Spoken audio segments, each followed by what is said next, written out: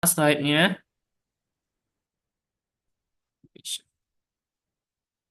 Oke. Ini LFG ya. Jadi ada stadiumnya dia. Stadiumnya pakai nilai LFG. Yang pertama ada stadium satu. Ini ingat aja nilai tengahnya. Pokoknya dia nanti setiap grading itu beda 30 gitu. Kecuali grading 4 yang tinggal beda 15. Jadi ingat nilai tengahnya 30 sampai 59, 60 sampai 89 ya, kurang dari. Lebih dari harusnya ini, lebih dari 90. Kok kurang dari sih? Hmm.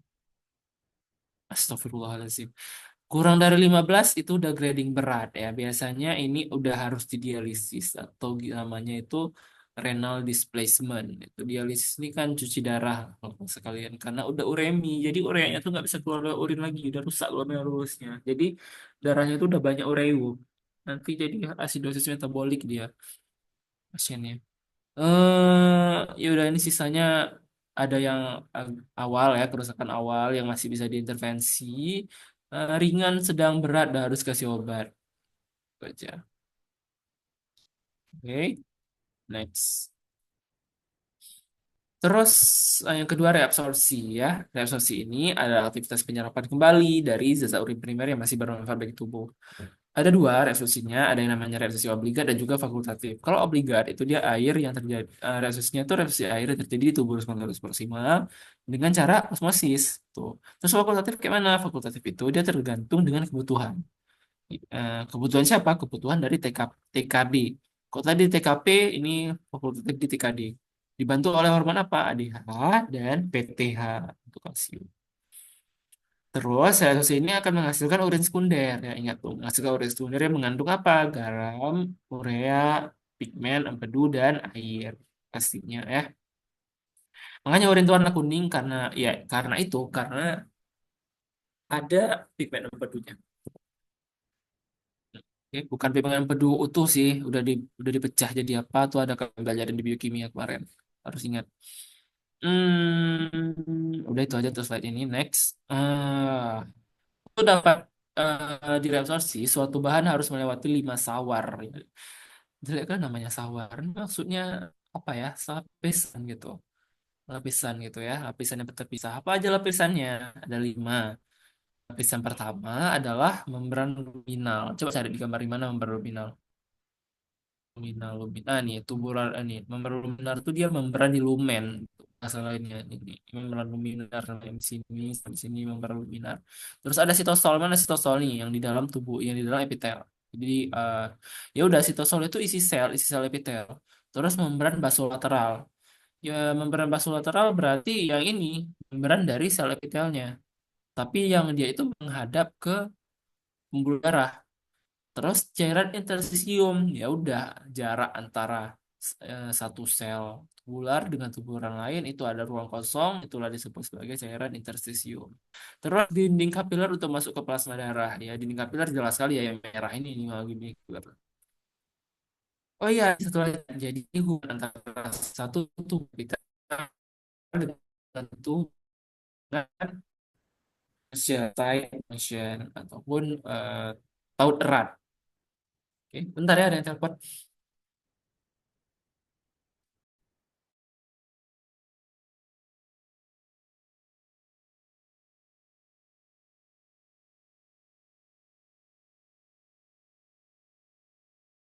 Apa sih susah kok nggak bisa.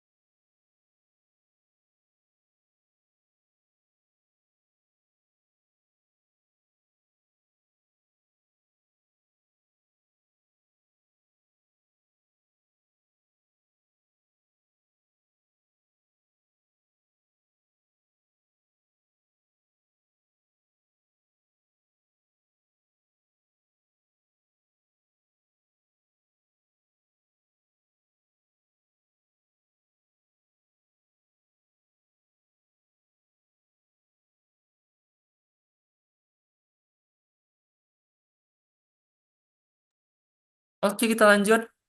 Lebih dari 99% plasma itu yang difiltrasi akan kembali lagi ke darah.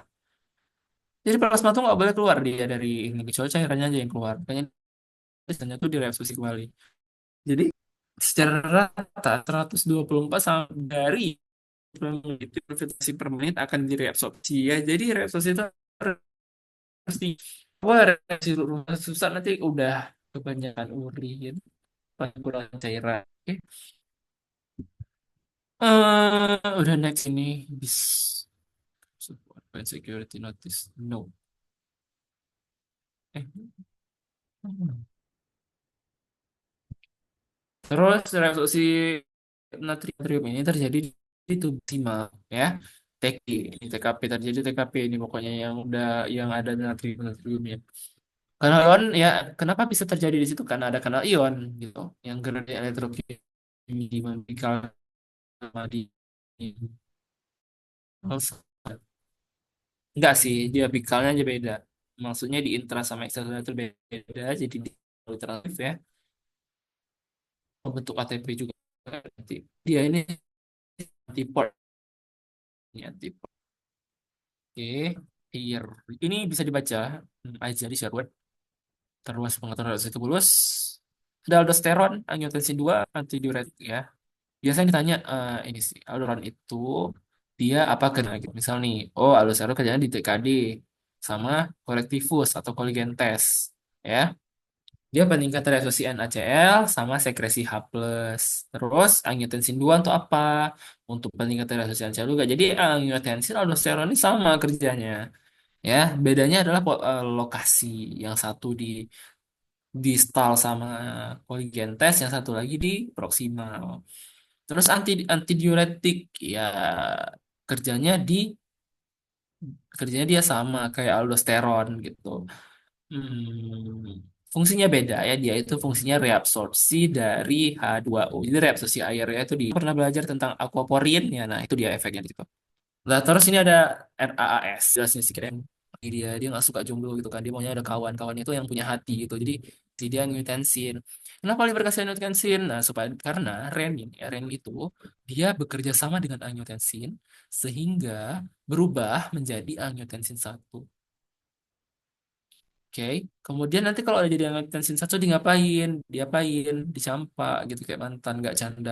Jadi dia ada ACE. ACE itu adalah kepanjangan dari angiotensin converting enzyme. Jadi dia keluar dari paru ya, diubah jadi angiotensin 2. Angiotensin satu ini dia nggak bisa kerja apa-apa dia nih. Dia kayak kayak anak bawang gitu. Tapi angiotensin 2 ini dia pro gitu. Dia bisa kerja. Nah, masalahnya adalah dia harus dilatih dulu. Siapa yang latih ACE? Tuh.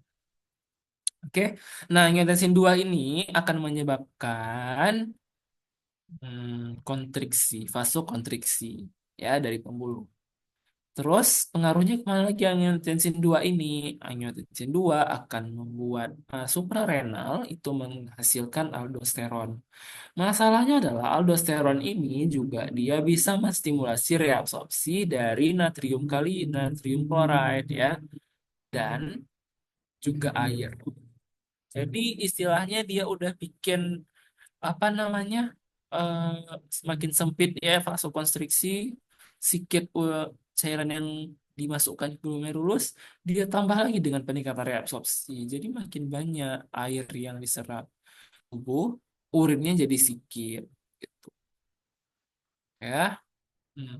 Kapan dia ini menjadi kapan mereka diaktifkan ketika drop in blood pressure jadi eh, hipotensi ya alay bahasanya drop in blood pressure padahal ngomongnya hipotensi kan. Nah ini adalah obat yang bekerja pada ras oke ada ACE inhibitor nih.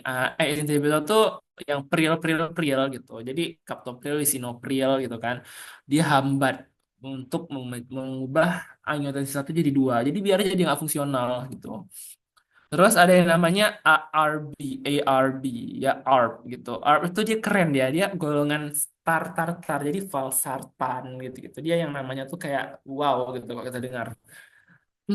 Kayak mana caranya dia berinteraksi dengan angiotensin tipe satu ini AT1 ini angiotensin satu gitu. Supaya apa angiotensin 2 dia nggak bisa melekat ke reseptor.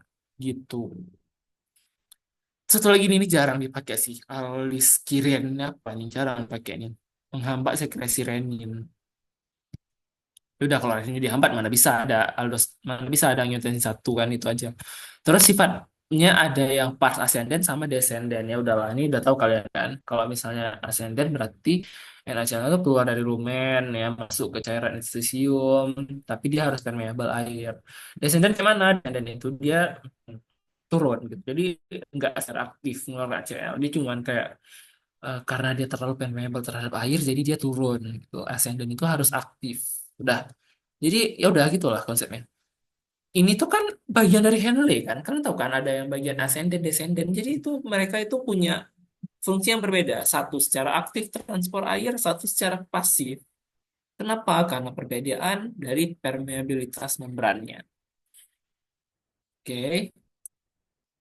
Terus satu lagi nih, sekresi ya. Ini fase terakhir dari produksi urin. Berapa sih waktunya udah? Hmm, bodo amat. Dah, urin itu selanjutnya akan menuju ke rongga ginjal, lalu menuju ke kantung kemih, ya, buli-buli namanya. Dia pindah dari Ches ke lumen. Oke, Ches ke lumen. Selalu kayak itu. Sekresi bergantung pada transport aktif. Transport aktif. Enggak cerita pasif. Sekresi itu aktivasi. Eksositosis kan. Nah, sekresi itu kan dia pakai mekanisme eksositosis, ya kan. Makanya dia aktif gitu. Bahan terpenting dari sekresi itu ada hidrogen, kali, dan anion organik. Terus urin apa aja yang sekresi sebenarnya yang dikeluarkan gitu ya. Jadi ini udah urin yang sesungguhnya. Tadi ini filteran ini ya ini komposisinya bisa dibaca. Terus ada terakhir kali augmentasi. Augmentasi ini terjadi di tubulus contortus distal ya. Jadi dia merupakan penambahan zat. Jadi ya sama dia dengan sekresi tubulus sebenarnya. Ya, jadi ditambah gitu. Clearance ginjal. Clearance ini untuk jadi ada yang namanya bersihan plasma. Bersihan plasma ini definisikan sebagai volume plasma yang dibersihkan secara tuntas dari bahan yang bersangkutan oleh ginjal per menit. Jadi ginjal itu membersihkan plasma itu sebanyak berapa sih gitu per menitnya. Ditunjukkan dengan apa? Dengan volume plasma massal dari jumlah yang dikirimkan. Sebenarnya agak rumit untuk memahami clearance ginjal. Intinya clearance ginjal ini digunakan untuk menilai dari fungsi filtrasi ginjal juga hampir sama kayak LFG. Nah, bersihan plasma itu menyatakan efektivitas ginjal dalam mengeluarkan berbagai bahan. Jadi, kalau yang tadi cuman saring, yang ini efektif nggak gitu untuk dia bisa mengeluarkan bahan-bahan yang nggak, yang itu berbahaya bagi tubuh. Jadi clearance ginjal. Oke, demikian. Ada yang mau ditanyain?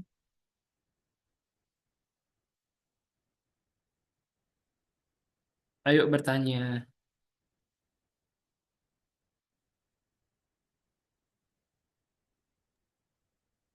Bang, Mm-mm. PPT-nya nanti dikirim di grup, Bang. Enggak. Kenapa? PPT nggak Ada boleh yang kelewat. di-share. PPT nggak Ada boleh yang kelewat di-share. tadi, Bang. Yang mana? Kan ada recordnya nanti kan. Bisa di... Oh Atau iya, yang mana iya lewatnya? betul. Yang mana lewatnya?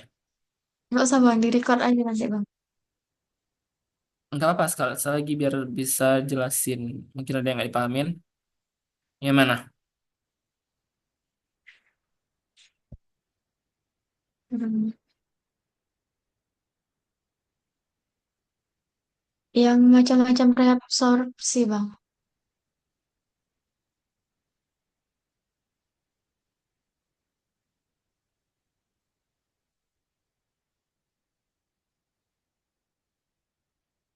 Yang macam ini ya. Obligat sama fakultatif. Iya, Bang. Iya, itu dia. Ada yang nggak dipahamin?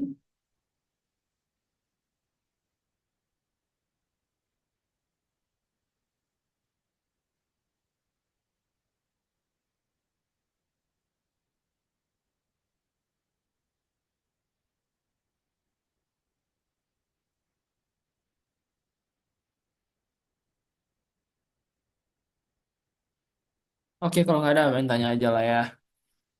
Apa ya kita tanyain? Baik, kita tanyain.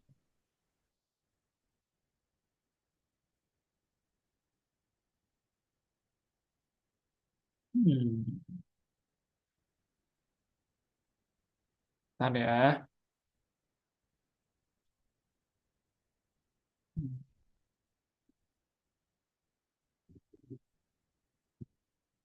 Nih,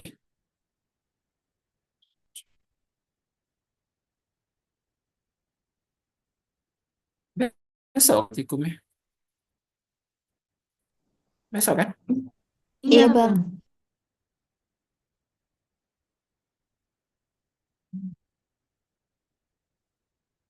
Gitu.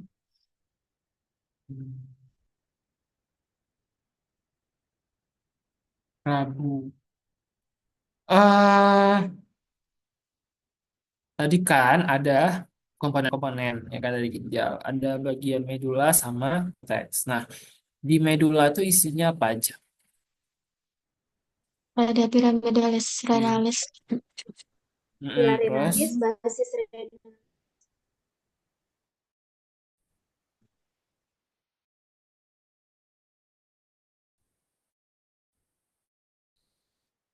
yang superficial dan dia itu terang bergranular. Apa tuh?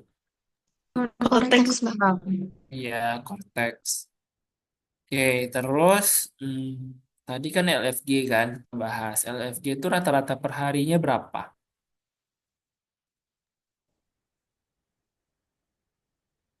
Berapa tadi LFG rata-rata per harinya? 120 mili per menit emang. Per hari. Oh, Per 180 hari kan liter. pertanyaan. Iya, betul. Ya, terus lanjut. Hmm, Kalau misalnya ditanya plasma yang terfiltrasi di glomerulus itu berapa persen? Jadi udah Bang bilang ini penting bakal ditanya kan. Nah, sekarang tanya berapa persen plasma yang terfiltrasi di glomerulus? 20%, Bang. Ya, benar. 20%. Oke, next. Hmm, Berapa persen ya yang terfiltrasi dan kembali lagi ke darah setelah direabsorpsi? Yang tadi barusan aja, barusan kali.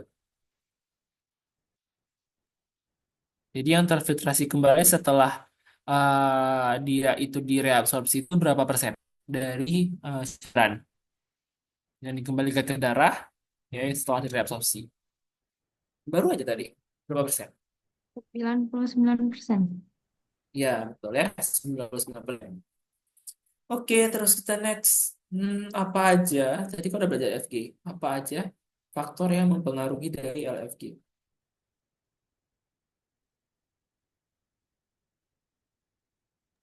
Tekanan filtrasi net sama koefisien filtrasi, Bang. Betul. Oke, next. Bagaimana mekanisme kerja dari apa ya? ARB? Ayo, apa itu ARB?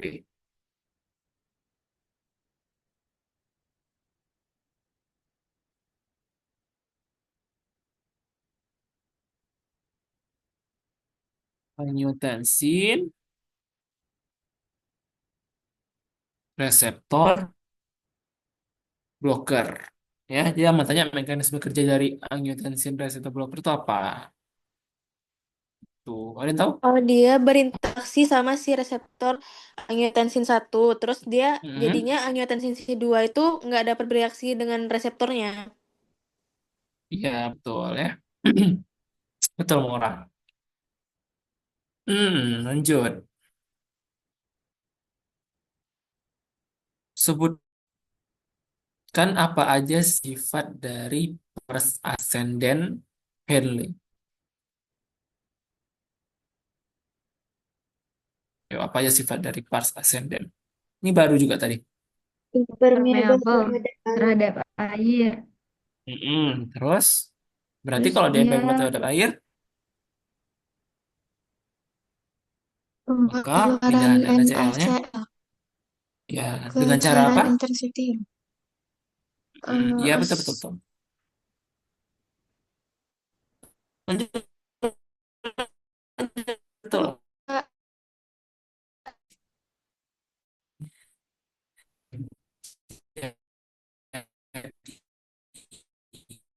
Untuk menggunakan mas pindahkan keluar dari lumen tulus untuk masuk ke cairan interstisium. Ingat itu. Sifatnya itu udah. Terus hmm,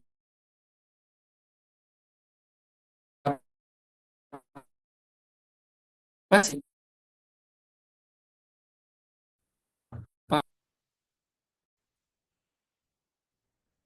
Tadi baru aja dibahas. Nah,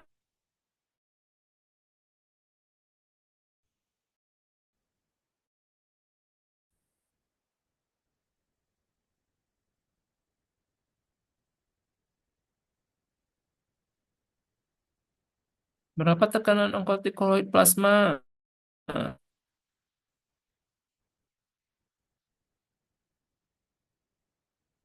Oke, kita tiga ubah puluh pertanyaannya menjadi milimeter sama tekanan tekanan osmotic plasma itu termasuk dalam golongan tekanan apa?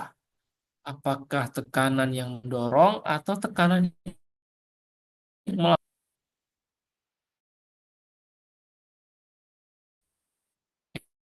sama osmotic plasma? Dia yang mendorong atau melawan filtrasi? melawan bang. Ya, betul. Lawannya yang mendorong siapa?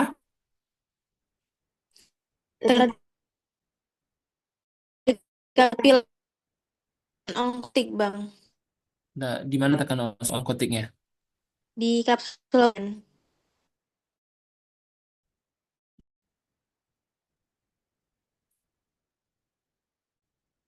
Adain selesai review-reviewnya.